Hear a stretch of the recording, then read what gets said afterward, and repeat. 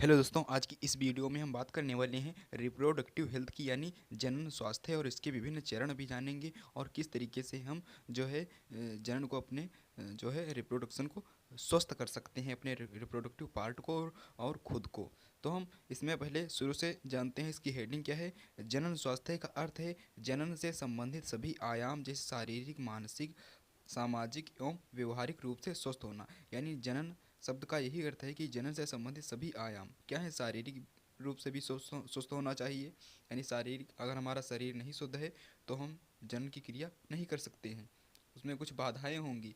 फिर है मानसिक, अगर हम मानसिक रूप से स्वस्थ नहीं हैं, अगर हम किसी के बारे में अच्छा नहीं सोचते हैं, अगर हमारा मानसिक जो है स्वस्थ अच्छा नहीं है, तो जनन की क्रिया करने में कुछ तो समस्याएं होती हैं और उसे जो है कानूनी कार्रवाइयाँ भी हो सकती हैं, आप समझ रहे होंगे। फिर सामाजिक है, हमें समाज में देख कर ऐसा चलना होता है, सभी के साथ ये जो है ऐसे सभी के साथ नहीं शेयर करनी चाहिए सभी बातें।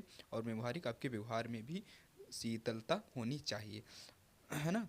अब हम देखते हैं और को देखते हैं रोगों का लैंगिक संचरण, यानी रोगों का लैंगिक संचरण, जिसे STDs कहते हैं, सेक्सुअल ट्रेसमिनेशन ऑफ डाइजेस कहते हैं। अनेक रोगों का लैंगिक संचरण भी हो सकता है, यानी अनेक रोगों जो है अनेक रोग होते हैं, उनका लैंगिक, जो लैंगिक संपर्क में आते हैं, है ना, फीमेल फीमेल, तो उनका संचरण भी हो सकता है। तो उससे क्या होता है, विभिन्न प्रकार के जीवाणु होते हैं। तो क्या है यहाँ पर जो मैंने लिख रखा है, जीवाणु जनित जो रोग होता है उसे कहते हैं गोनेरिया या सिफिलिस होता है। और विषाणु जनित रोग जो होता है वो मस्सा होता है, ठीक है। और HIV एड्स हो सकता है रोग, ठीक है। कंडोम का उपयोग कर इन रोगों का संचरण कुछ सीमा तक रोकना संभव है। यानी हम इस जो है रिप्रोडक्टिव सिस्टम में, अगर हम जो है रिप्रोडक्शन की क्रिया में अगर हम कंडोम का उपयोग करते हैं, कंडोम का यूज करते हैं, तो इन रोगों का हम कुछ हद तक रोक सकते हैं, ठीक है। अब हम देखते हैं गर्भ रोधन, अच्छे से हम देखते हैं इसको और क्लियर करते हैं, पूरा आपको समझ में आ जाए, मैं पूरी कोशिश करूँगा। फिर क्या है गर्भरोधन।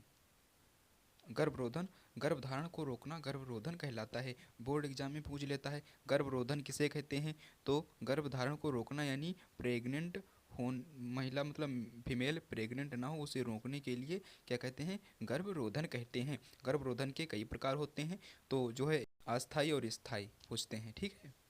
पूछेंगे अस्थाई कौन सा जो है गर्भरोधन की क्या क्रिया है, और स्थाई में क्या क्रिया है, तो हमें यहाँ पर पूरी डिटेल से बताना होगा। तो क्या है, गर्भरोधन के प्रकार हैं, टाइप ऑफ कंट्रीफेशन, यांत्रिक अवरोध, यानी जो यांत्रिक अवरोध करते हैं, शुक्राणु को अंडकोशिका तक नहीं पहुँचाने दिया जाता है।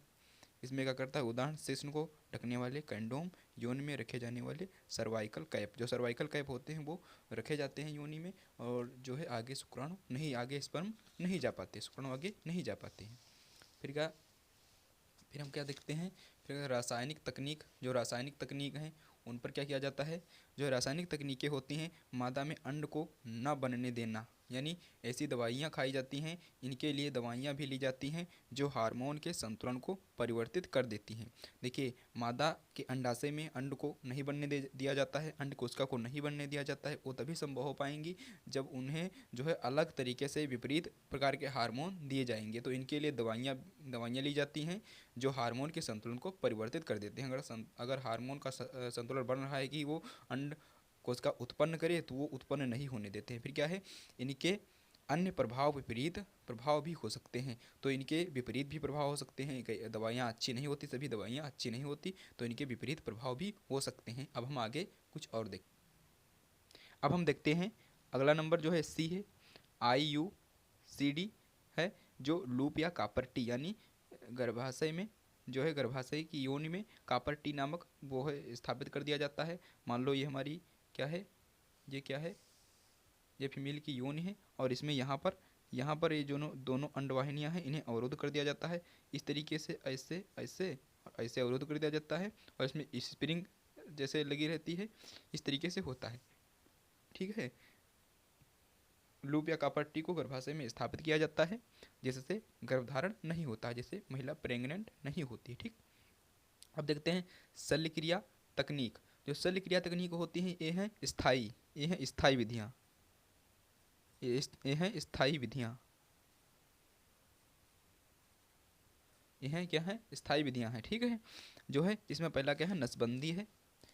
नसबंदी में क्या किया जाता है, पुरुषों में शुक्रवाहिकाओं को रोक कर उसमें से शुक्राणुओं की स्थानांतरण को रोकना। यानी पुरुषों में शुक्रवाहिका जो होती है जिससे शुक्राणु आगे चल पाते हैं, आगे आ पाते हैं, तो उसी को रोक दिया जाता है। उसे रोका कैसे जाता है, उसको पहले काट दिया जाता है और काट करके धागे से बांध दिया जाता है, जिसे नसबंदी कहते हैं। ठीक है, सेम इसी प्रकार इसमें क्या होता है, महिलाओं में ये होता है मेल में और ये होता है फीमेल में। ट्यूबेक्टोमी होता है फीमेल में, ट्यूबेक्टोमी की क्रिया की जाती है। महिलाओं में अंडवाहिनी को अवरुद्ध कर अंड के स्थानांतरण को रोकना होता है। इसमें क्या किया जाता है ट्यूबेक्टोमी में, तो इसमें होता है महिलाओं की जो है अंडवाहिनियाँ होती हैं उन्हें अवरुद्ध कर दिया जाता है, यानी उन्हें काट कर जो है बांध दिया जाता है धागे से, जैसा आप चित्र में देख रहे होंगे।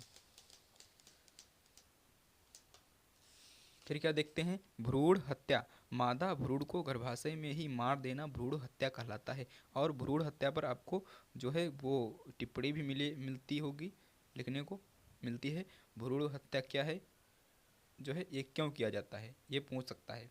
तो क्या है, भ्रूण हत्या कहलाता है एक स्वस्थ समाज के लिए संतुलित लिंग अनुपात आवश्यक है। यह तभी संभव होगा जब लोगों में जागरूकता फैलाई जाएगी।